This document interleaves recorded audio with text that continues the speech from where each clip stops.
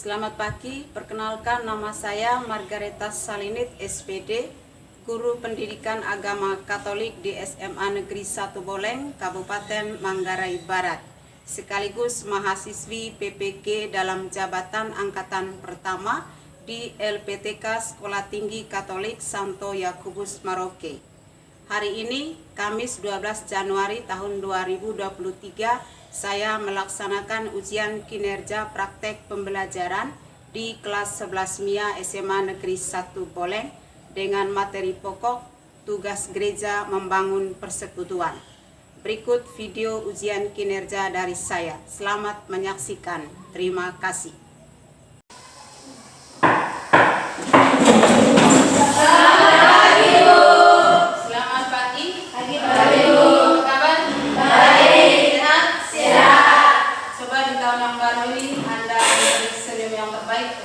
Orang-orang di sekitar Anda.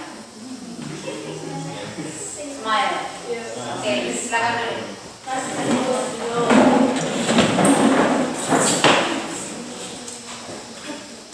Baik, untuk mengawali pertemuan kita, saya absen dulu sebelum kita berdoa. Anita Mayang, ada Bu. Bergiliana Daus, ada Bu. Indri Kurniati Damai, ada Bu. Ada 15 orang. Ada semua ya? Ada Bu. Baik, terima kasih. Sekarang kita masuk dalam doa. Siapa tugas pimpin doa? Silakan.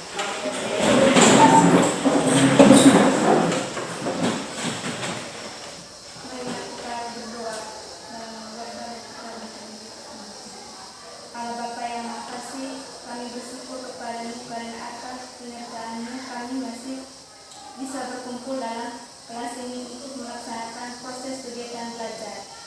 Semoga Roh Kudus-Mu menerangi hati dan budi kami agar dalam mempelajari materi tugas gereja membangun persekutuan dapat kami pahami dengan baik sehingga semakin proaktif untuk membangun gereja persekutuan sesuai kehendak kami. Demi Kristus Tuhan dan pengacara kami. Amin. Amin. Baik, silakan dulu. Hadirin sekalian, minggu lalu kita membahas materi tugas gereja yang ketiga. Masih ingat tentang tugas gereja sebagai saksi Kristus? Apa saja contoh perbuatan kita menjadi saksi Kristus di tengah masyarakat? Menolong sesama. Kegiatan katekese di KBG. Bukan. Tidak malu ada salib. Tidak malu membuat tanda salib, misalnya kita makan di warung umum gitu ya, tidak usah ragu-ragu. Apa lagi? Rajin berdoa.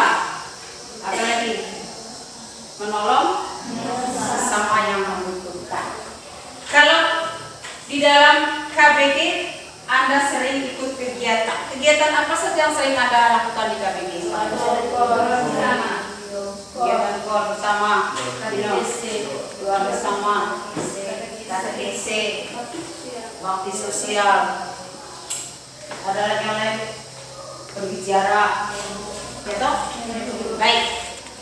Adik-adik sekalian, hari ini kita akan membahas materi tugas gereja yang keempat, yaitu tugas gereja membangun persekutuan. Siapa itu gereja? Gereja itu saya dan Anda itu gereja. Jadi tugas kita adalah membangun persekutuan melalui kegiatan-kegiatan. Maka tujuan pembelajaran kita hari ini yang pertama, nanti melalui pengamatan gambar dan peserta didik dapat menguraikan makna persekutuan umat dalam gereja Katolik dengan benar.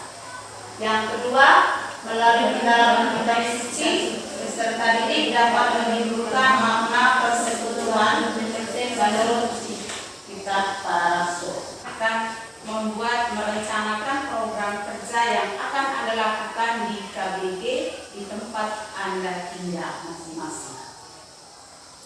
Lalu dari itu tujuan pembelajaran. Tapi yang paling penting dari ini adalah itu mengharapkan supaya selesai mendalami materi ini, kalian semakin proaktif mengembangkan komunitas di mana Anda tinggal, menggunakan seluruh bakat kemampuan Anda untuk membangun persekutuan di dalam KBG. Itu contoh yang paling. Untuk proses pembelajaran hari ini nanti, langkah-langkah yang kita lewati, pendahuluan dan sudah lewat. Kemudian nanti Ibu akan mengajak Anda mengamati gambar kegiatan-kegiatan dalam komunitas basis gereja ini. Lalu dari situ kita akan melihat bagaimana kehidupan gereja perdana dalam membentuk suatu komunitas atau sebuah persekutuan. Kemudian yang langkah yang berikutnya, Anda akan dalam diskusi kelompok, sudah dalam kelompok semua ya. Anda akan mencari informasi, mengumpulkan sebanyak mungkin informasi dan presentasi di depan. Nanti di akhir pelajaran ada evaluasi. Ada evaluasinya dua dalam bentuk tes tertulis dan yang kedua. Sekarang Ibu mengajak Anda untuk mengamati gambar yang ada di depan. Ini gambar kegiatan KOR gabungan dari KBG yang berdekatan sebagai salah satu bentuk persekutuan dalam gereja. Ya, ini orang-orang di rapor semua. Ada baca kalian di situ? Ada ya. Yang kedua, kegiatan katekesi juga di kelompok rapor, contoh rapor. Katekesi ini saya sendiri yang memimpin. Lalu yang ketiga, kegiatan sharing kitab suci. Dari katekesi dengan sharing kitab suci itu berbeda. Nanti akan saya jelaskan ya. Lalu kegiatan berikutnya adalah dialog dengan pastor paroki. Sesudah misa di lingkungan di KBG itu ada dialog. Hal-hal apa saja yang ingin dikembangkan di dalam KBG itu, dan pastor paroki harus tahu karena dia akan mendukung seluruh kegiatan dalam KBG. Lalu ziarah ke Gua Maria Bicara ini. Orang-orang dalam satu KBG sepakat untuk pergi berziarah. Ada berbagai banyak tempat ziarah. Ini juga salah satu usaha untuk mengembangkan iman dengan berziarah ke tempat-tempat suci. Kemudian yang terakhir itu, kegiatan KBG itu tidak hanya bersifat rohani, tapi juga ada yang bersifat jasmani, yaitu menolong orang-orang sakit, memberikan bantuan kepada mereka yang membutuhkan. Sekarang, mari kita mendalami bersama tentang kegiatan-kegiatan tadi. Yang pertama, dari gambar-gambar yang Anda lihat tadi, sifat-sifat apa yang ditonjolkan dalam kegiatan tersebut? Oke, ada rasa keluargaan. Ada rasa kekeluargaan, adanya persaudaraan, kebersamaan, ada kebersamaan, ada sharing pengalaman iman, kekompakan, ada kekompakan, ada kepedulian terhadap orang lain. Baik. Yang kedua, siapa saja yang boleh menjadi anggota dalam sebuah komunitas basis gereja ini? Ya, adalah orang-orang Katolik yang tinggal berdekatan dalam suatu wilayah dalam sebuah paroki. Orang-orang Katolik atau para anggota keluarga yang tinggal dalam satu wilayah yang berdekatan yang ada dalam sebuah paroki. Lalu yang ketiga, apa tujuan pembentukan komunitas basis gereja? Supaya banyak umat yang aktif dalam kehidupan gereja dan membangun kebersamaan sebagai saudara seiman. Supaya semakin banyak anggota yang aktif dalam kehidupan gereja. Adik-adik sekalian, mengapa setiap tahun di paroki kita itu selalu KBG itu dimekarkan? Karena jumlah anggota dalam KBG itu semakin banyak, misalnya sudah sampai 40 kepala keluarga, maka dipisahkan dengan maksud supaya kelompok kecil itu semuanya terlibat dalam kehidupan gereja. Kemudian gampang dikoordinir dan memudahkan kita untuk saling mengunjungi, melayani karena saling berdekatan. Ya, ada tujuan yang lain? Menolong umat untuk membangun persaudaraan sejati. Menolong umat untuk membangun persaudaraan sejati. KBG itu adalah sebuah wadah. Wadah itu tempat ya. Kita mengekspresikan diri untuk membangun sebuah persekutuan dalam gereja. Baik, yang berikut, mengapa harus ada kegiatan dalam KBG? KBG sebenarnya tapi harus ada kegiatan. Jadi supaya bisa saling mengenal satu sama lain. Supaya bisa mengenal satu sama lain. Ada lagi? Supaya mudah untuk kita saling membantu. Supaya memudahkan kita untuk saling membantu. Ada lagi? Pino? Supaya iman kita berkembang melalui kegiatan bersama. Iman kita berkembang melalui kegiatan bersama. Ada lagi? Supaya terbiasa peduli sama orang lain. Supaya kita terbiasa peduli terhadap orang lain.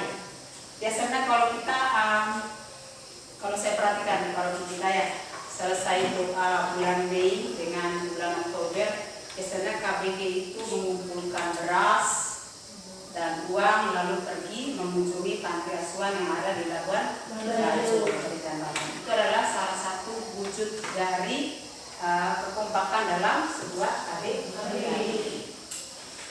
Lalu yang terakhir, bagaimana ciri-ciri komunitas basis gereja ini yang Anda harapkan di zaman sekarang? Memiliki sikap peduli terhadap sesama. Memiliki sikap peduli terhadap sesama. Ada lagi? Hidup saling mengasihi tanpa pandang bulu. Hidup saling mengasihi tanpa pandang bulu, tanpa pandang status sosial. Ini petani, ini pegawai. Ya, ada lagi? Saling bertegur dan saling mengunjungi. Saling mengunjungi, saling menguatkan. Melaksanakan kegiatan bersama untuk membina iman. Melaksanakan kegiatan bersama untuk membina iman.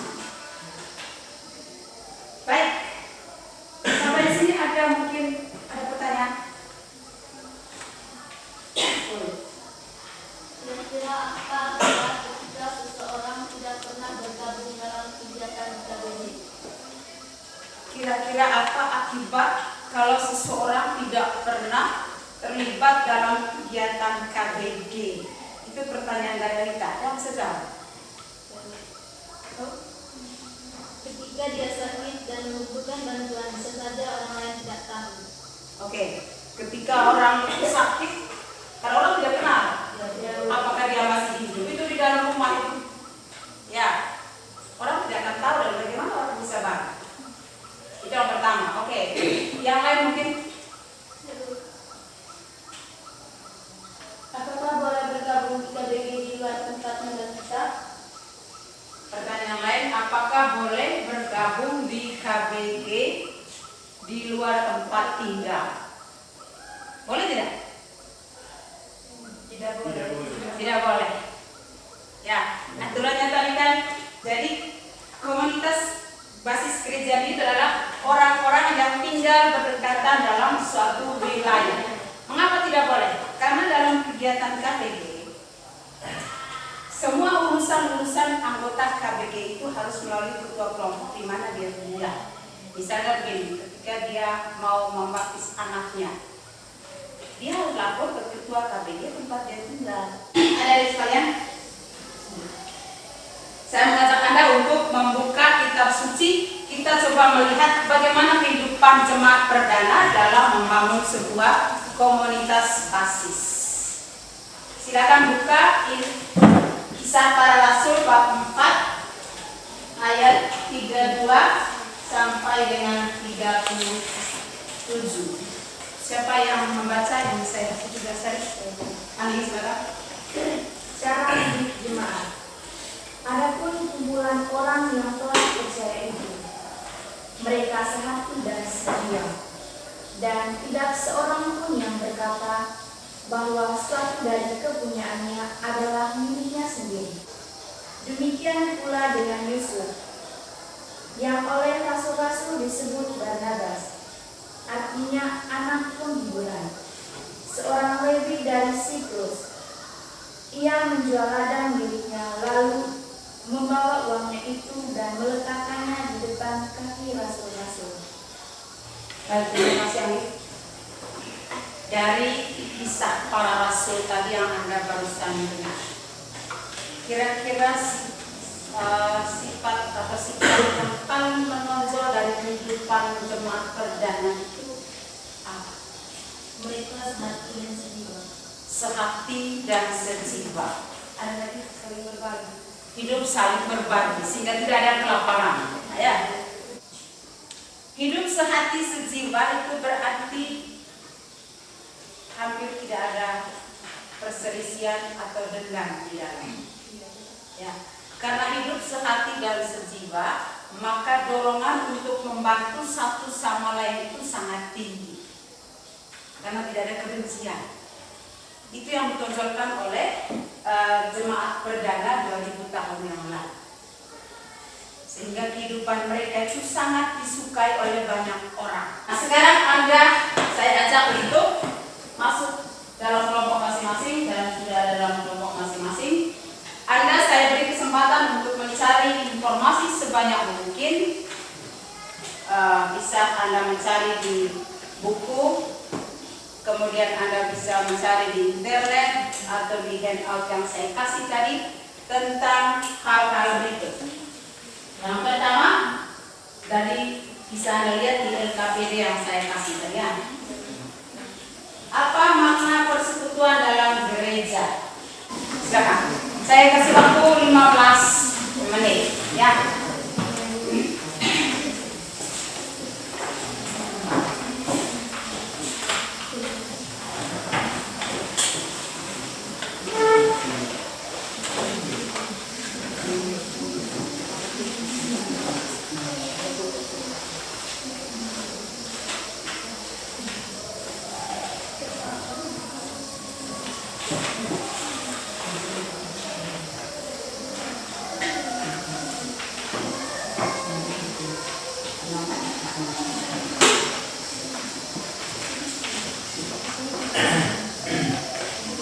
Baik, waktunya sudah selesai. Silakan Anda sekarang menganalisis, mengolah data yang Anda sudah kumpulkan tadi itu. Anda buat kesimpulannya, kemudian Anda catat di kertas manila supaya nanti gampang dipresentasikan di depan. Oke? Spidolnya sudah ada semua ya?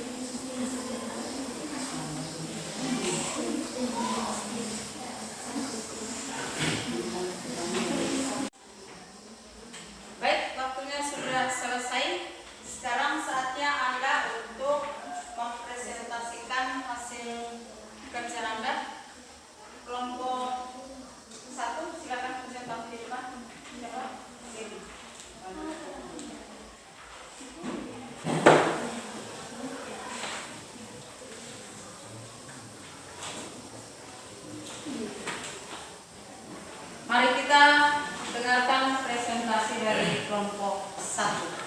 Silakan. Baik teman-teman, saya akan mempresentasikan hasil diskusi dari kelompok kami.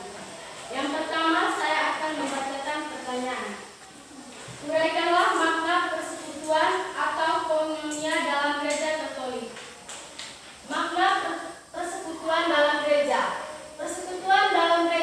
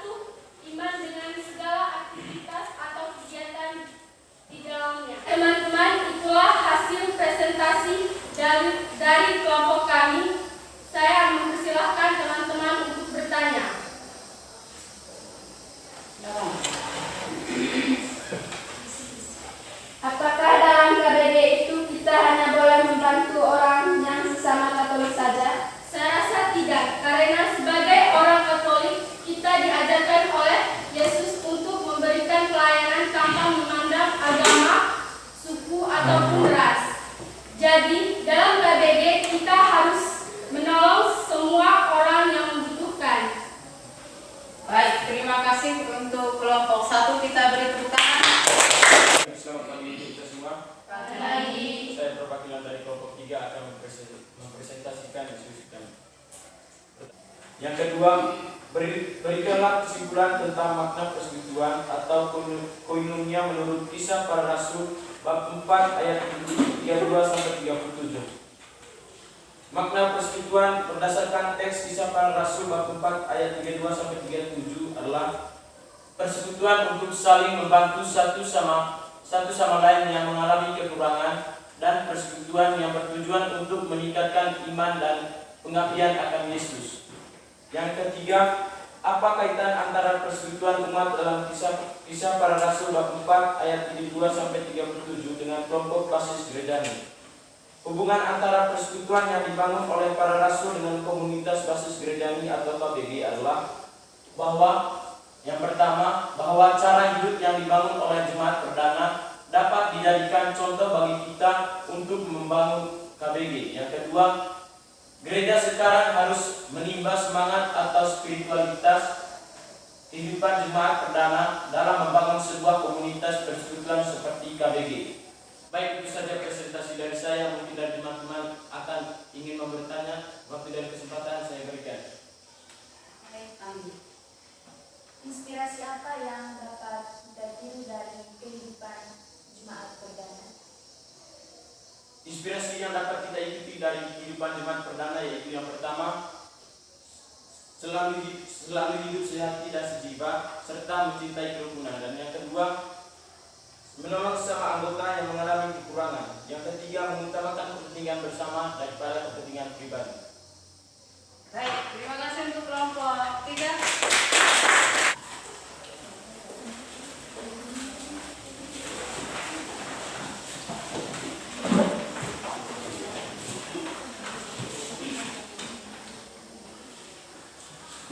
Selamat pagi teman-teman.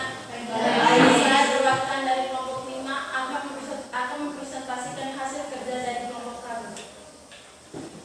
Soalnya, uraikanlah makna persekutuan dalam gereja Katolik.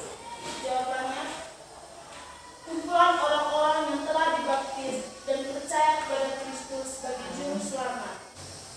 Yang keempat, uraikan tentang fungsi kelompok basis gerejani. Jawaban yang pertama, tempat untuk membina persaudaraan dengan sesama yang berdekatan. Yang kedua, supaya iman kita dapat bertumbuh bersama melalui kegiatan bersama. Yang ketiga, supaya kita tidak menjadi orang asing di tempat sendiri. Baik teman-teman, itu saja hasil presentasi dari kami. Untuk itu, saya berikan waktu dan kesempatannya untuk teman-teman untuk bertanya. Apa saja tugas dari Ketua KBG? Tugas Ketua KBG. Baik, saya akan menjawab pertanyaan. Mengkoordinir semua kegiatan yang diadakan dalam kegiatan KBG seperti kegiatan katekesi, misa kelompok, ibadat rosario, bersih lingkungan, mendata umat yang ada dalam KBG. Baik, terima kasih untuk kelompok 5. Kita dari proses yang kita jalani bersama dari tadi sampai sekarang, mungkin saya minta 1-2 orang yang bisa menyimpulkan. Oke, Dino.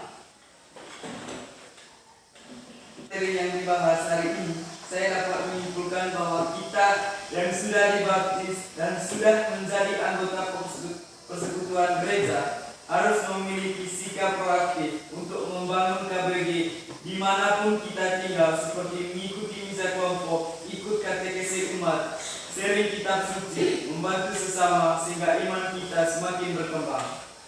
Baik, terima kasih Dino. Ya, kita harus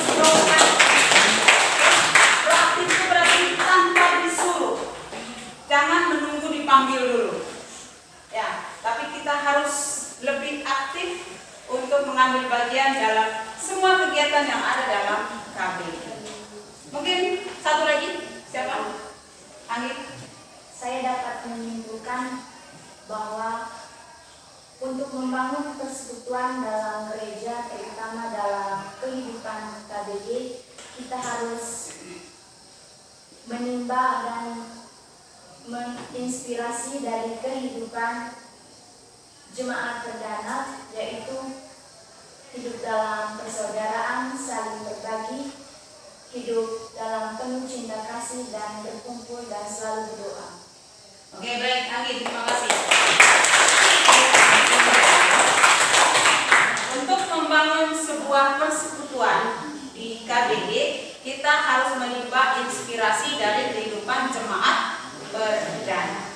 Baik, adik-adik sekalian, kalau kita perhatikan dari kata persekutuan, persekutuan itu atau sama dari bahasa Yunani itu artinya koinonia. Artinya koin itu berarti mengambil bagian. Semua anggota mengambil bagian apapun bentuk kegiatan yang ada dalam persekutuan itu. Kemudian kelompok basis gereja ini, Anda sudah menjawab tadi, itu adalah kumpulan orang-orang yang tinggal berdekatan dalam sebuah wilayah. Mengapa kelompok KBG, anggota KBG tidak boleh bergabung di tempat tinggal yang bukan yang jauh dari tempat tinggalnya? Itu tidak boleh. Karena nanti akan mengalami kesulitan ketika kita membutuhkan, misalnya membutuhkan imam, membutuhkan ketua KBG. Contohnya begini, ketika ada satu keluarga mau mengadakan misa suku, dia harus melalui yang menghubungi pastor paroki itu adalah ketua KBG di mana dia tinggal. Tidak mungkin dia tinggalnya di sini karena KBG-nya masuk di Landuk, dia pergi menghubungi KBG di Landuk. Seperti itu, berarti tidak ada kecemburuan, tidak ada iri hati di dalamnya. Kalau sudah hidup sehati sejiwa, maka rasa kepedulian untuk menolong sesama yang mengalami penderitaan itu masih sangat tinggi. Sehingga kita selalu menimba inspirasi dari kehidupan jemaat perdana. Jadi kehidupan jemaat perdana itu menjadi sebuah cermin atau model bagi kita untuk mewujudkan, mengembangkan, memperjuangkan komunitas basis gereja ini sekarang. Yang menjadi ciri-ciri dalam diskusi tadi, Anda sudah menyebutkan ciri-ciri komunitas basis gereja ini. Di sini saya Ibu akan menampilkan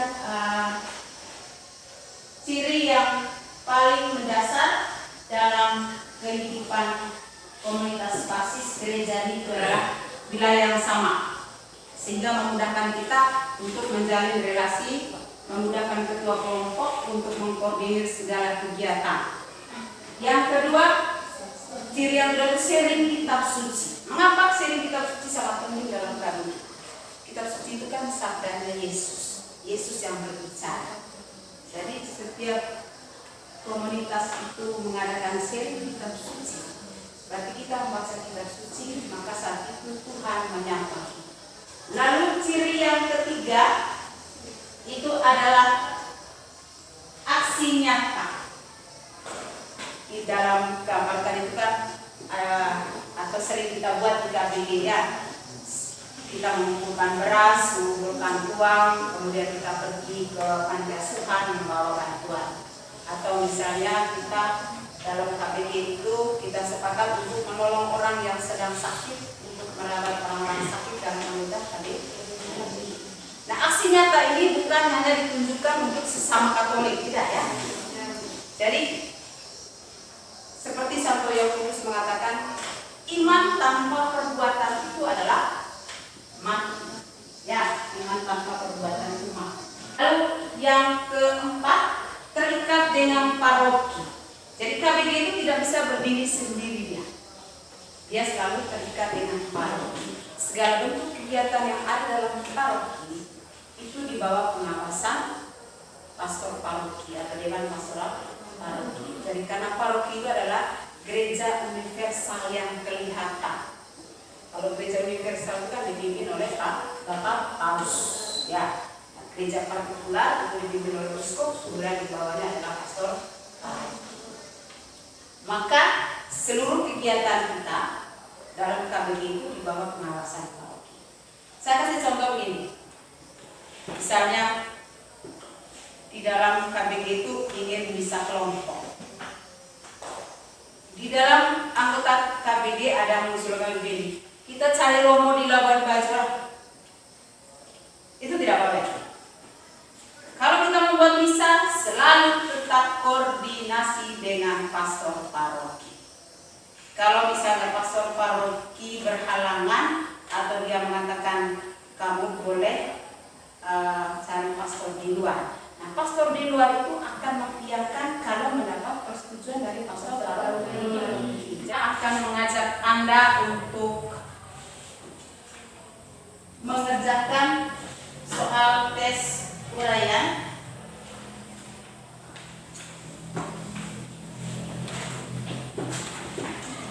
Bentar, saya sudah kasih dengan soalnya.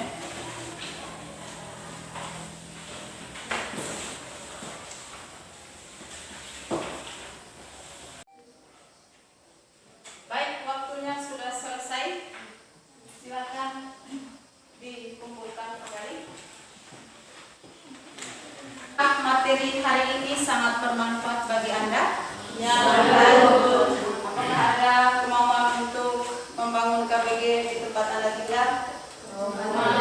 Baik, kalau begitu saya ajak Anda untuk menutup mata, melakukan refleksi sebentar.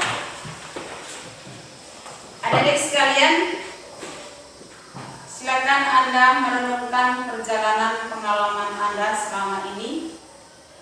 Apakah Anda sudah terlibat penuh dalam membangun persekutuan gereja di KBG, di stasi atau di paroki? Anda punya tanggung jawab membangun persekutuan gereja. Buatlah niat dalam hatimu untuk melaksanakan itu.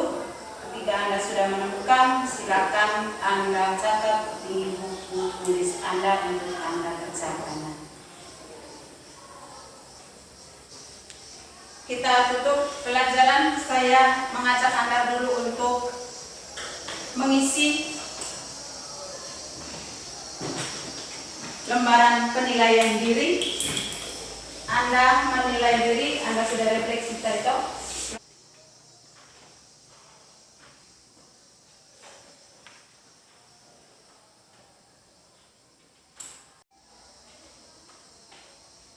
Baik, waktunya sudah selesai. Silakan berkumpul kembali.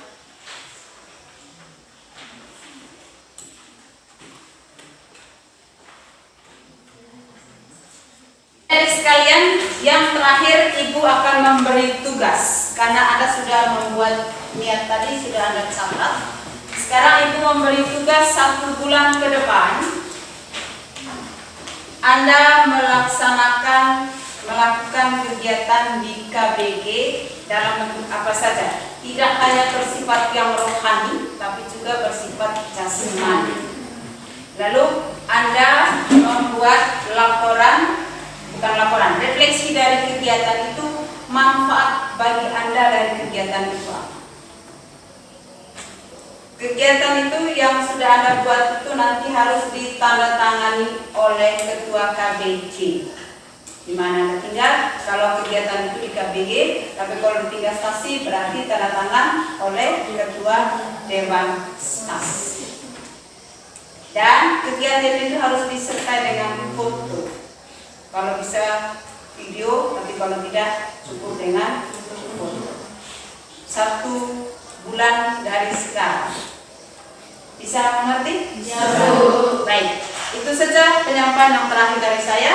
Silakan kita tutup dengan doa pertemuan kita hari ini. Siapa ini dulu?